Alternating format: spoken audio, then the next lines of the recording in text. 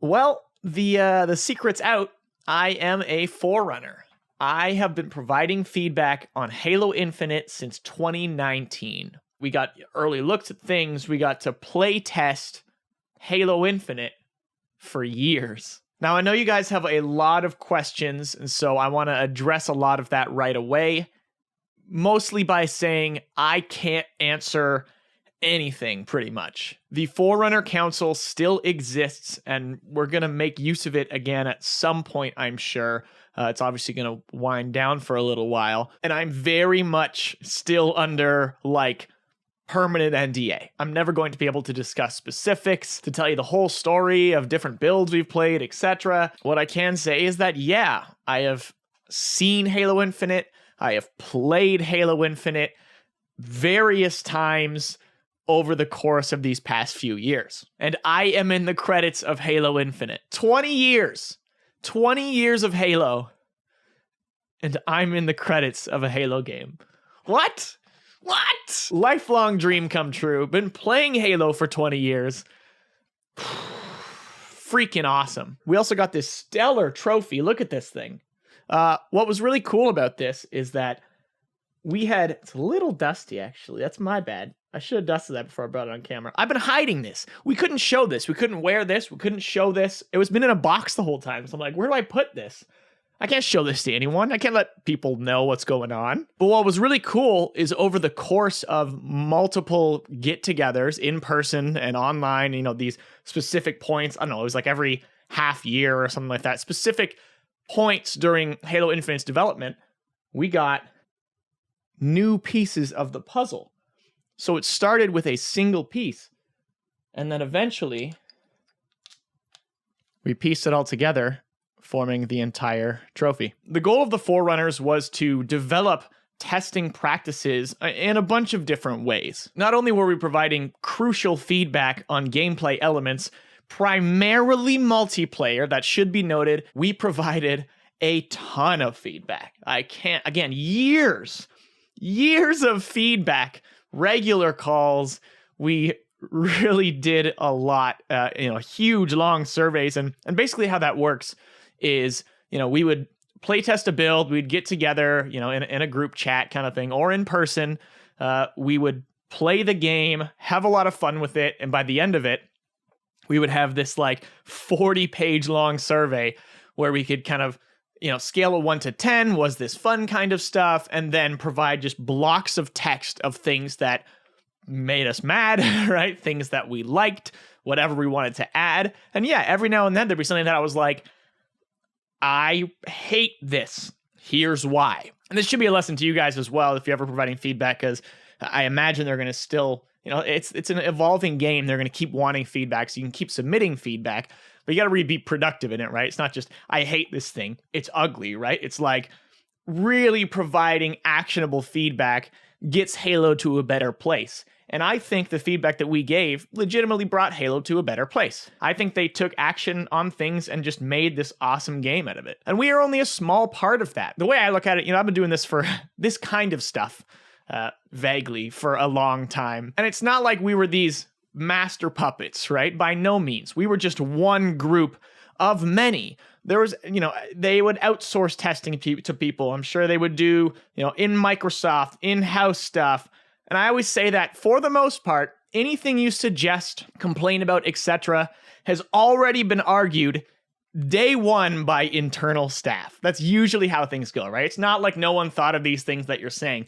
But the more they're said, the more they're emphasized. And that's why we had this technical test that they took feedback on, and they responded to that feedback, and they're working to continually make the game better. So again, unfortunately, there isn't much I can say, nor will there be a lot, so please don't pry. You're just making it awkward for me, and I just got to keep saying, I don't know, I can't say, kind of stuff like that. Let me take a minute, though, to regale you of the story of our two major summits. 2019, we head to 343. We head to their office in Redmond, Washington. Little group at the time, diverse group, bunch of different opinions, and we got to playtest Halo Infinite multiplayer. The team was there playing along with us. We were competing with each other, providing feedback, just having a grand old time. Then we'd sit in a room answer questions. We'd go around a round table. What'd you think? What'd you think? Well, they meticulously took notes. We'd even have other employees watching over a camera and like just everyone really soaking it all in. So that was a ton of fun. And during this, I'm going to be putting random pictures and maybe some video clips of whatever I can find from that time, because it was so hidden and we could never share this anywhere. I'm hoping future me editing this video finds all this stuff because there's some funny stuff. Rewind a bit though, the funniest part about that first summit, I landed in Vancouver to head down to Seattle pretty late. It was dark out. I remember being pretty late. But what happened was, I guess there was a storm coming or something to that effect. And I land and they say, there's no flight to Seattle. I mean, it's just a little short hop, but there's no flights and we're not paying for your hotel. See you tomorrow.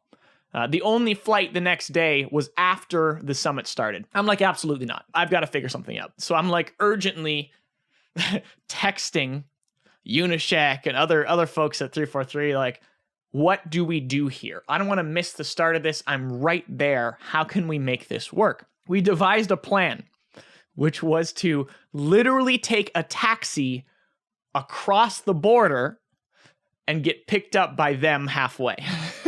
And it worked. I hopped into a cab and I said, look, I got to cross the border. And the dude goes, that's fantastic to hear because I have my passport. And I'm like, off to the races. Let's do it. I have crossed the Canada-US border in a taxi. I literally don't think many people have done that. It was pretty unique circumstance, right? Had to wait by the guy, like, promise I'm not being kidnapped by this guy, where it's all good. Get picked up halfway, and that is this image, is me arriving at night in a taxi, crossing the border.